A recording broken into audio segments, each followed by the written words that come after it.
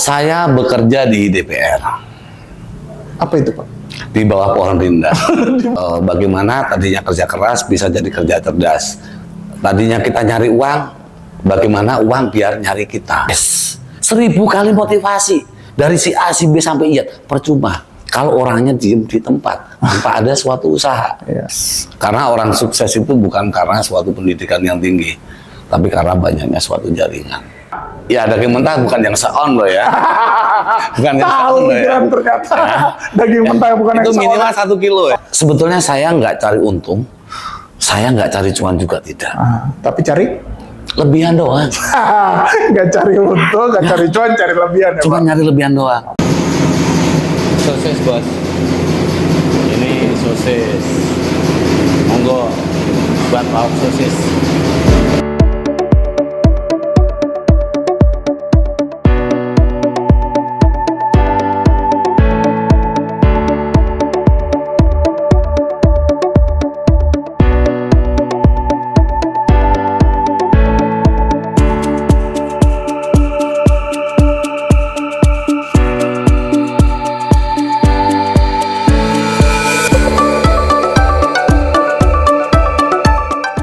Selamat malam rekan-rekan GDA, masih dari Uncle House. Hari ini kita mau berbincang dengan narasumber kita nih.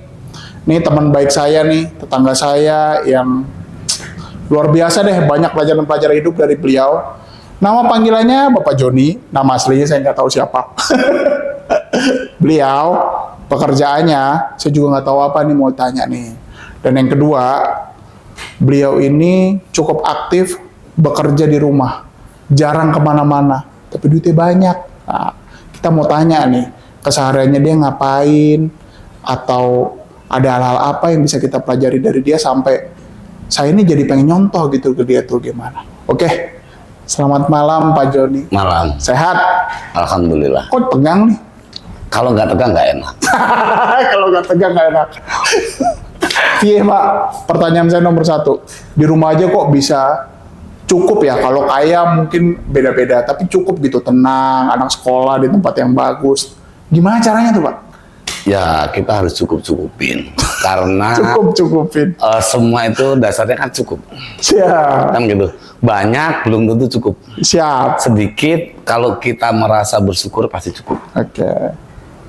Meraih cukupnya gimana? Kan di rumah, loh saya kan jadi ya kerja pagi 8:30, pulang jam 5:30. Kalau Pak Joni itu ngapain gitu? Saya bekerja di DPR. Apa itu Pak? Di bawah pohon rindang. Di bawah pohon rindang. Jadi ya keseharian saya cuma di bawah pohon aja Ya. udah. Oke. Bapak main, aku di bawah pohon. Kan gitu. Ya apa ya? Boleh dikatakan kita kerja cerdas. Kerja cerdas. Kalau Anda pekerja, Siap. masih kerja keras. Kerja keras. Ya. Terus cara kerja cerdasnya tuh gimana biar saya tuh juga ngikut gitu? Awalnya harus kerja keras dulu. Baru seiring waktu kita belajar untuk bagaimana kerja cerdas. Kalau jasad kasar kita ini semakin hari demi hari akan keriput, akan tua, otomatis tenaga pun juga nggak akan efektif. Kan gitu. Nah, sampai kapan jasad kasar kita ini kuat? Kalau kita ngandalin kerja keras. Ya, Kan gitu. betul. Anggap aja umur 40, sekarang lari 100 meter juga udah ngos-ngosan. Iya. Anda mungkin umur 30, lari 100 meter masih kuat. Kan gitu. Ya otomatis semakin tua, kita semakin improvisasi pengembangan otak ya. Siap. Bagaimana tadinya kerja keras bisa jadi kerja cerdas. Tadinya kita nyari uang, bagaimana uang biar nyari kita. Mantap. Tadinya kita nyari uang, sekarang uang nyari kita. Ya. Nah, piye caranya, Pak? Nah, satu, kita harus kuasain ilmunya dulu. Ilmu apa nih? Ilmu kudu. Loh, Kudu apa? lah iya ilmu kudu. Ya kan? Misalkan bagaimana supaya kita itu dicari orang dong. Bukan kita nyari orang atau kita nyari kerjaan. Apa yang dibutuhkan orang Iya. diri kita. Berarti kita harus punya skill. Ah, Kita harus punya kemampuan. ah. Kan gitu. Oh, cara mencangkul yang baik dan benar seperti apa, cara nulis yang baik dan benar seperti apa, yang rapi, yang semua orang bisa baca misalnya. Nah, suatu ilmu itu harus kita kuasai dulu. Nah, setelah ilmu udah kita kuasai, oh ternyata ilmu ini bisa bermanfaat buat orang lain. Bisa buat berbisnis. Oh, ini supaya orang bisa berkembang. Sehingga orang akan datang, orang akan belajar. Oh, bagaimana caranya? Tapi kan ada bentuknya Pak, usahanya tuh apa? Misalnya jualan teh botol atau jualan apa gitu. Itu cuman sarana. Itu bentuknya bisa beda-beda. Oh, ada yang misalnya jualan daging. Oh, ada yang jualan sosis. Oh, ada yang jualan besi tua. Cuman beda konteksnya aja. Tapi yang lebih kita pelajari itu caranya. Karena orang sukses itu kebanyakan orang menyalahkan keadaan. Padahal orang sukses ya itu bukannya bisa dan tidak, tapi mau apa enggak. Mau atau enggak? Iya. Bukan Contohnya, bisa apa enggak. Contoh, jadi kalau orang dimotivasi kayak apapun, kalau orang yang nggak mau ya gitu aja gitu. Yes. 1000 kali motivasi dari si A, si B sampai Y, percuma kalau orangnya diem di tempat tanpa ada suatu usaha. Iya. Doa pun juga 1 kali 24 jam percuma kalau dia nggak action. Nah, ya, tapi usahanya apa nih Pak? Bagi-bagi dong linknya. Jadi kita bisa merubah nasib nih, jangan kerja keras terus kayak saya nih. Ayo dong, di-spill dong. Saya biar ada pandangan gitu sayanya gitu. Bapak nih bidangnya apa gitu. Mungkin jasa konsultasi gitu. Termasuk salah satu. Termasuk ya. Konsultasi apa Pak? Banyak hal. Saya nanti konsultasi juga deh. Gimana caranya menganak duit gitu. Ya otomatis kita bangun suatu jaringan. Jaringan. Yes. Karena orang sukses itu bukan karena suatu pendidikan yang tinggi, tapi karena banyaknya suatu jaringan. Orang yang sukses bukan dari apa tadi? Bukan dari pendidikan yang tinggi, Pendidikan yang tinggi tapi tapi jaringan. jaringan. Bapak main MLM ya? Enggak juga. Bapak main MLM nih, jangan main kaki ke kaki gitu deh. Kalau MLM, Nggak bohongin orang kan? ya kan, itu ada yang dirugikan. Ada yang dirugikan. Kalau bisa, itu ya kita sama-sama untung. Nah, ini berarti kan sekarang setelah bekerja di DPR di bawah pohon yang rindang, berapa tahun? 15 tahun? 17 tahun? Dari 2008 sampai 2004 lah, aku jadi pengangguran. Pengangguran. Dulu sebelum jadi pengangguran tuh gimana? Cerita dulu awalnya. Jadi pengangguran itu kan kelihatan sekarang di rumah. Dulunya tuh gimana dulunya tuh? Ya sekarang kalau situ melihat saya, ibaratnya pohon melihat udah berbuahnya. Ya, Tapi ndak tahu prosesnya baru mulai dari nanam, sampai tumbuh subur, sampai berbunga, sampai berbuah. Ya itu butuh proses. betul. 20-an tahun ya. Yes. Waktu nanam sering nggak makan nggak? Kadang sehari makan, 2 hari nggak makan udah hal yang Sehari biasa. makan, 2 hari nggak makan. Ya, itulah dari titik itu kita bisa belajar sehingga tahu makna hidup, sehingga akan itu kita jalanin akhirnya mengalir. Jualan apa sih? MLM enggak, jasa konsultasi saya suruh nebak-nebak nih. MLM enggak, jasa konsultasi iya. Apalagi tadi? Sebenarnya jualan apa ini Pak? Tepatnya di food and beverage. Wish, food and beverage itu luas Pak. Starling, kopi keliling juga food and beverage. Tapi food and beverage kok rumahnya bagus gitu, anaknya sekolahnya di apa namanya tempat yang bagus tuh apa? Ya food and kalau beverage? bisa, kalau saya sendiri dan istri punya visi misi yang sama. Kalau bisa orang tuanya itu sekolahnya di bawah pohon, anak saya kalau bisa sekolah itu yang di Pondok Indah yang elit. Bidangnya apa? Di bib daging. Daging. Oh, daging. Berarti jualan daging Daging mentah. Ya daging mentah bukan yang seon loh ya. Bukan yang Tahu seon loh ya. pikiran ternyata. Daging Ya, mentah bukan yang itu minimal seorang. 1 kilo ya. Oh siap. Bukan seon, aku kita layanin lah ya. Itu dia, Nggak kita itu dia. layanin. Bener nih. Mohon maaf pemirsa. Ya, kita minim 1 kilo kita layanin. Kalau iya. seon kita nggak layanin. India kah, Amerika kah, Eropa kah? Ada India, ada Aussie, ada Spanyol. Separuh nyolong. Oh tidak. Ada yang lokal juga. Oh lokal. Ada, ya. Itu kalau untuk daging. Kalau untuk misalnya kayak bebek juga ada bebek lokal, ada bebek hibrida, Bebek. ada bebek packing. Oh, iya. Kalau ayam pasti ada ayam boiler, ayam pejantan, ayam kampung. Kalau untuk olahannya setelah diolah bisa mungkin jadi bakso, nugget, terus sosis, ya kan, delicatessennya seperti kayak pepperoni, salami, smoked beef, smoked chicken, seperti itu. Berarti kalau kayak gitu proses bertaninya itu langsung ngerti apa enggak? Karena kan kalau kita ngomongin bisnis F&B dari awal, kan kita harus tahu nih, oh ya si ayam ini dibutuhin si customernya sekian kilo, sekian ini. Nah itu kan kita harus kenal suppliernya, membentuk supplier awalnya itu sampai bisa jualan segitu banyak itu berpuluh-puluh ton kali ya, berpuluh-puluh ton itu gimana? Bertaninya kita balik ke bertani dulu nih, menanamnya seperti apa sampai sekarang di rumah aja di bawah pohon yang rindang itu. Pertanyaannya itu. Bertaninya kita hanyalah modal kejujuran.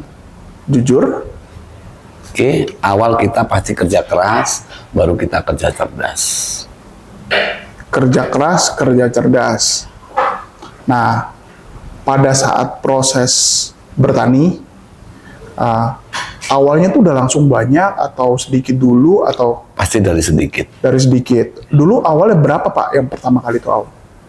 Mulai dari, bukan seon loh ya, tapi mulai dari sekilo, Seon lagi. ya kan? Sekilo, 2 kilo, 2 kilo, seton, seton. 2 ton, sekontainer, 2 kontainer. Wis. Sehingga ya sekarang alhamdulillah. Jadi awalnya nih trust yang dibangun sama teman-teman supplier itu dapat dari supplier itu dari mulut ke mulut atau dari mana? Kalau sekarang kan zamannya digital kita tinggal di rumah, tinggal buka laptop ataupun handphone, ya kan? Itu udah bisa. Kalau zaman dulu anggap aja baru awal itu kan ada telepon koin, ada pager titit-titit, boro-boro browsing. Karena apa? Sekali ngeklik aja tinggal muter-muter, kita tinggal mandi, dia baru loading. Kalau zaman dulu ya masih cari alamat pun tengok kanan, tengok kiri. Kan gitu. Kalau sekarang mau yang di mana yang dituju udah map, udah gampang. Ya awalnya ya face to face, dari mulut ke mulut. Face to face. Ya, tapi nggak kalah pentingnya nama baik harus kita jaga. Siap. Trust harus kita jaga. Karena apa? Sampai detik ini saya dan istri nggak pakai uang bank, Nggak ngutang gitu? nggak utang. Wah ini Bahkan per menarik hari, ini. per Menarik hari ini. saya putaran saat ini tuh 2-3 M, saya nggak ngutang, 2-3 M nggak ngutang. nggak pakai uang bank. Itu dari mana? Iya, karena udah trust. Anggap aja si Fulan udah trust sama saya, ya dia yang akan modalin. Mau tinggal butuh uang berapa, tinggal ngomong. Berarti Bapak dulu yang modalin. Yes. Misalnya saya mau beli ayam 1 kontainer. Ya. Saya punya uang nih, Ya. tapi ada si toko yang butuh. Contohnya si restoran A butuhnya sekian ton. Ya. Jadi saya tinggal bilang ke Bapak nih ada orang yang mau beli ini. Jadi jatuhnya kayak sales ya sayanya gitu. Atau gimana Pak? Sebetulnya bukan sales lah ya. Boleh dibilang kita itu ya kerjasama. Gitu aja, karena pasti sebelumnya udah kita jelaskan. Oh, bisnis plan-nya seperti apa, tata caranya bagaimana, marginnya berapa, kan gitu. Nah pasti disitulah bentuk suatu bisnismen tersebut, kita jelaskan, oh menarik nih, ya ayo kita kerjasama. Kebanyakan orang mau berbisnis mikirin modal. Sebetulnya modal itu kan hanyalah uang. Ya. Uang tersebut kan hanyalah hitungan. Ya. Hitungan pakai jari bisa, pakai biting bisa, kan gitu. Tinggal kita ada ilmunya nggak untuk arah ke sana, mau nggak kita arah ke sana. Bukan bisa dan tidaknya. Ini 100% trust nih ya kalau kita ngomong kayak gini berarti. Yes. Nah itu menjaga trustnya tuh sampai supaya aman terus. Apakah kitanya trust dianya yang bohong? Kan nggak mungkin bisnis tuh aman-aman aja gitu selama puluhan tahun ini. Saya bilang mau bayar hari ini, tapi ternyata nggak bayar. Ukuran trustnya itu supaya terus kerja manjang terus tuh gimana Pak? Kita menjaganya ya. Kita harus berkomitmen, kita harus jujur, sehingga orang tersebut pasti akan trust. Tapi bila mana orang tersebut masih mikirin dunia, ternyata dia punya duit, dia jalan sendiri, itu abaikan aja. Terus kalau kita misalnya ditipu gimana? Ya kita nggak bisa menyalahkan si penipu. Iya ya. Apakah kita kurang sedekah? Ngeri nih. Terus? Ataukah itu hasil uang tersebut itu dari mana? Kalau kita saling menyalahkan udah gampang. Iya, iya. Tapi kita juga harus introspeksi diri, itu hasil dari apa, uang dari mana, gitu loh. Menarik ya kalau nggak ngutang dari bank itu kan dari awal berarti memang sudah uangnya itu diputar, dikumpul ini. Tipsnya gimana nih supaya juga nggak gatel tangannya? Itu juga nggak gampang loh. Kan supaya pakai duit cash itu kan orangnya itu mau berkomitmen gimana cara menjaga cash flow Bapak loh. Saya nih misalnya nggak punya modal nih, tapi saya punya orang yang mau beli. Berarti kan duit dari Bapak nih, saya paling dapat nanti sekian persen aja gitu. Kuncinya, Nah, kuncinya apa Pak? Supaya uangnya itu nggak, cash flow-nya nggak terganggu dan kita nggak kepengen macam-macam gitu, nggak kepengen beli mobil baru, handphone baru dan lain-lain lah gitu. Gimana Pak? kuncinya simpel. Apa tuh? Kurangin rasa kemauan, tapi utamakan kebutuhan. Utamakan kebutuhan. Nah, itu angel. Kalau pengennya mau ini, mau itu, mau ono, tapi dompetnya gak cukup duit. Yang ada utang sono, utang sini, akhirnya nggak bayar sono, nggak bayar sini. Pusing. Tapi insya Allah kalau kita nurutin kebutuhan buat makan anak, istri, kebutuhan itu insya Allah bisa ketutup. Ya. Makan berapa sih? Ya, Anggapnya sehari 3 kali. 50.000 lah cukup, makan di warteg sehari 50.000 paling banyak. Ya, 60.000 lah paling. boleh lah kita sesekali punya duit sama keluarga makan yang enak boleh. Tapi kita juga harus bisa memanage cash flow yang baik dan benar. Nah itu. Jadi selama 20 tahun ini ada yang nipu juga dong pasti. Ada. Parah nggak Pak? Kenapa tipunya? Pernah paling banyak berapa sih pernah tipunya? Di 2011 atau 2012 saya kena 3,2 miliar.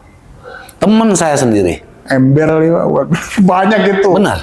Saya sempat ribut sama istri itu hampir setiap hari. 3,2 miliar? Yes. Ini sisanya atau fullnya yang nggak dibayar sama dia? Full.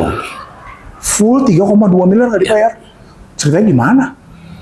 Ya kita saling percaya. Beli perusahaan di daerah Lampung. Beli perusahaan ya? Oh. Ternyata setelah tak validasi, foto-foto yang diambil tersebut foto-foto perusahaan orang. Waduh. Wah. Terus endingnya gimana? Ya endingnya aku doain baik. Tapi nggak balik itu duit 3,2? Nggak balik. Nggak ada upaya hukum atau apa? Ya aku ya semua kan hanyalah titipan. Aku pasrahkan aja yang Maha Kuasa. Iya sih, betul. Pada akhirnya orangnya udah mendahului saya dan keluarganya pun juga berantakan. Oh, iya. Hebat ya, ilmu rosonya kuat juga ya, 3,2 miliar. Saya 3 juta aja marah gitu loh, ditipu 3,2 miliar loh. Berarti positifnya tuh ya percaya aja kalau duit hilang balik lagi gitu. Atau gimana Pak? Ya itulah kan suatu cobaan. Kalau yang Maha Kuasa itu mau memberikan, ya semudah membalikkan telapak tangan. Oke, berarti fasenya nanam udah nih, bertani udah, sekarang fasenya sedikit memanen. Nah, pada saat proses memanen itu Pak, muncul lagi nggak Pak hal-hal yang masalahnya lebih besar? Contohnya, misalnya customernya sekarang udah bukan skala rumahan lagi, skalanya company yang gede, harus fulfill kebutuhannya dia gede. Misalnya kalau saya rumahan, kebutuhan ayam 5 kilo, 10 kilo. Mungkin kalau perusahaan 20 ton, 30 ton per hari gitu. Nah, melakukan pemenuhan kewajiban kita, kalau apalagi kita udah kontrak mungkin ya, itu gimana gitu? Kalaupun sampai kita nyawan prestasi ke mereka gitu, atau ditunda dulu atau bagaimana, karena kan kebutuhan mereka gede gitu. Ya kita harus bisa ngukur baju di badan. Dalam arti kata, sebelum kontrak tersebut, kita harus validasi tersebut perusahaannya. Bener nggak ini perusahaannya, asetnya bener nggak, kan gitu. Oh bener kebutuhannya ini, perusahaan itu firm enggak. Kalau sekiranya, kalau sekarang kan banyak PT-PT yang ngontrak ini akhirnya nipu pergi. Makanya kita untuk menjaga, untuk mengantisipasi terjadinya hal yang gak kita inginkan, kita harus validasi dulu.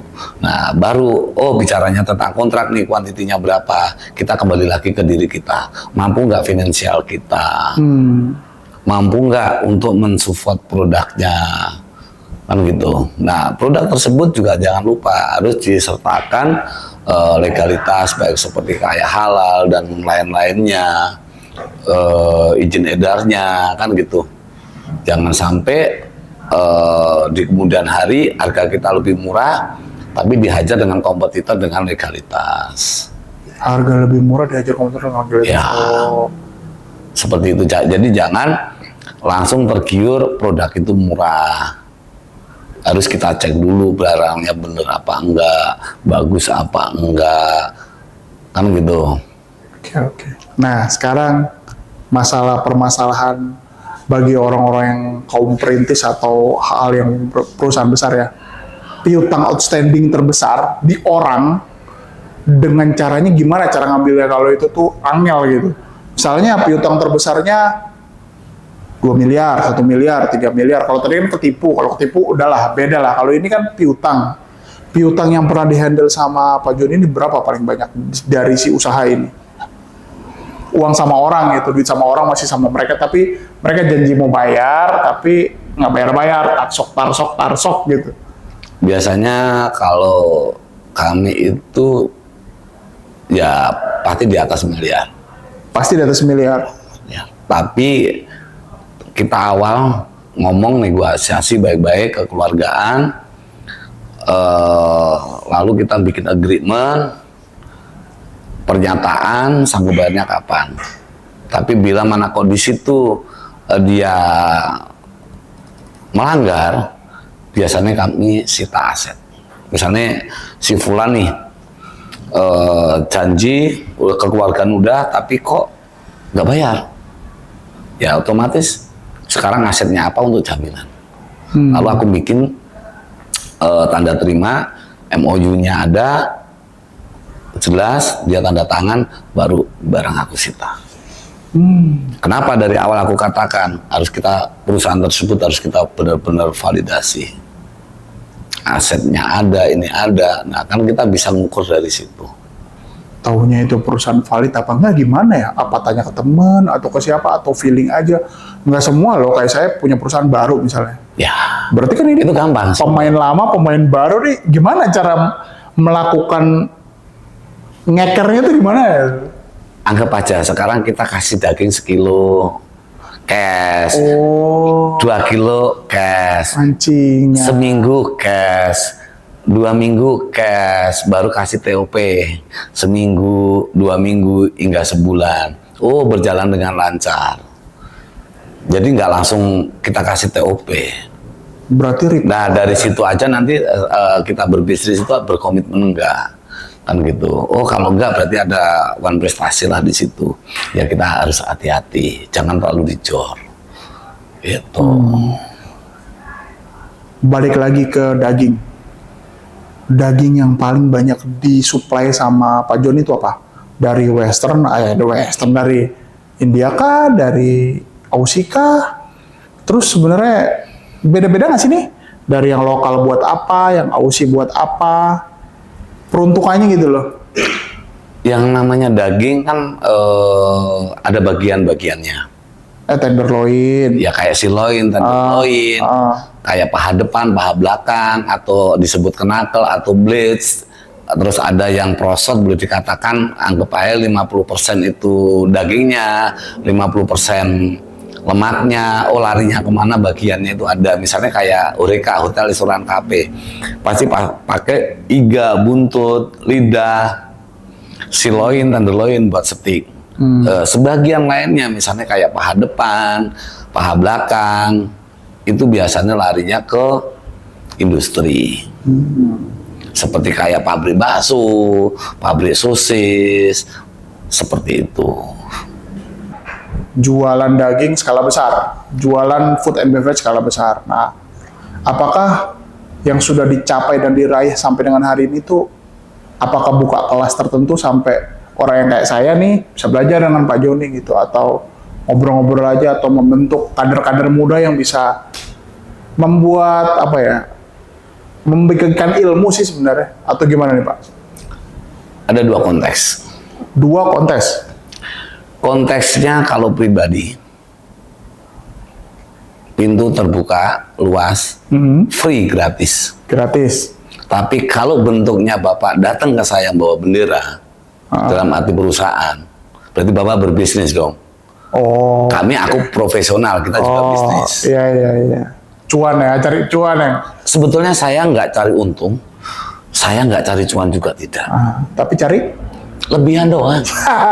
Nggak cari untung, nggak cari cuan, cari lebihan ya Cuma Pak? nyari lebihan doang. Banyak. Karena anak istri saya butuh makan. Siap. Kan gitu. Boleh dong? Boleh. Cari lebihannya aja. Nggak nyari untung saya. Nggak nyari cuannya. Biasanya kalau orang-orang yang sudah punya jaringan kayak gitu juga dia punya kemampuan untuk membuat sertifikasi Pak.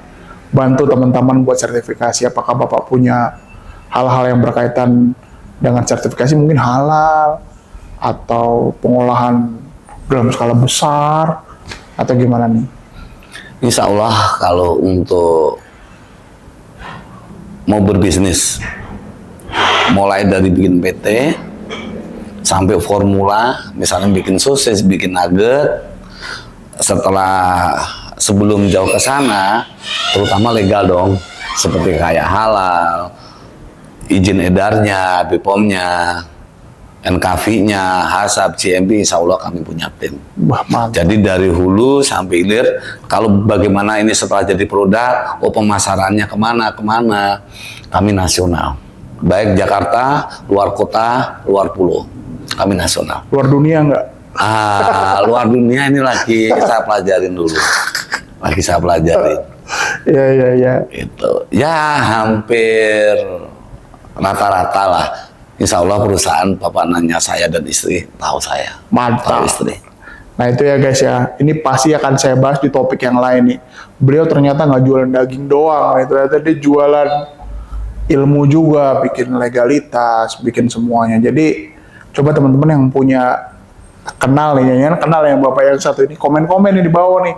Jaringannya banyak, kalau udah 20 tahun dagang pasti dia kenal. Nah satu lagi pertanyaan saya, dukanya apa selama dagang daging? Kalau dagang food and beverage ini dukanya apa? Kalau sukanya mah banyak, pasti dukanya Sebetulnya kayak daging. Makanan loh ya terutama ya. Iya, food and beverage ya. Itu nggak ada dukanya. Nggak ada dukanya. Suka semua. Kalau jualan nggak nyampe terus basi, dibalikin lagi nggak? Nggak ada basi. Oh, Kenapa? Itu beku, makanan beku. ngerti. Tapi Nggak- kan nggak ada basi dong. busuk. Nah berarti handlingnya salah. Nah itu salahnya di kami atau di customer. Wah ini seru nih, handling. Penempatannya. Oke. Harusnya kalau ditempatkan itu beku ya harus beku. Nggak boleh taruh di meja, kan gitu. Cuma kalau hari itu sampai kurang tempat gimana? Misalnya saya transfer 1 ton, tapi saya nggak punya cold storage yang gede. Mau nggak mau harus gimana? Atau tempat sewa ada juga sendiri gitu? Tempat sewa ada. Wah, Itu banyak hal. Itu tinggal bagaimana komunikasi kita jalin suatu komunikasi aja. oke. Misalnya tempat kurang, masih banyak penyewaan. Atau Bapak bayar, nanti diambil sesuai dengan kebutuhan. Siap. Nah, tinggal sekarang dealingnya itu seperti apa. Siap. Satu pertanyaan terakhir. Tips-tips buat orang yang kayak saya nih, mau memulai dari pekerja keras ke pekerja cerdas. Itu apa tuh? Dari orang yang mau bekerja menjadi orang yang mau mencoba memulai suatu batu loncatan, jadi bisa tenang dan nggak capek lagi gitu loh. Kerja cerdas lah. Gimana Pak John? Sisihkan separuh waktu. Setelah habis buat pekerjaan, habis buat keluarga, sisihkan waktu mulai dari sekarang. Misalkan fashionnya di apa? Passion. Ya, keahliannya di apa? Itu harus lebih spesifik. Lalu, kalau untuk awal berbisnis, kurangin suatu resiko. Kembali ngutang. Angel ya Pak, angel. Pasti orang bisnis ngutang itu Tidak masalah, itu pilihan. Tapi dalam arti kata, bisnisnya kurangin resiko. Apa maksudnya bisnisnya kurangin resiko? Misalkan, Anda bisnis makanan warteg, misalkan. Warteg, iya. Sampean masak, nggak habis, basi dong, kebuang dong. Iya toh? Tapi, misalkan Anda jualan plastik, nggak laku sekarang, masih bisa dijual tahun depan. Itu satu resiko. Manajemen resiko. Memilih bidang pekerjaan juga yang tidak mesti harus habis hari ini. Jadi supaya aman, tetap jalan gitu. Betul. Expired date-nya kan nggak ada.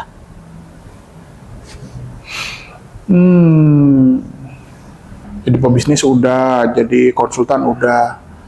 Ending cita-cita hidup Bapak yang apa sih Pak? Kedepannya mau ngapain lagi kalau sekarang tuh kan udah cukup gitu. Ya, bersama keluarga. Bersama keluarga. Dan bisa bermanfaat buat sesama. Oke. Saya rasa cukup malam ini. Dan banyak hal juga yang dipelajari. Ingat loh ya, punchline kita hari ini, saya nggak cari untung, cari lebih. Nggak cari untung, cari lebih. Jangan jual daging seon. Itu aja. Terima kasih. Selamat malam.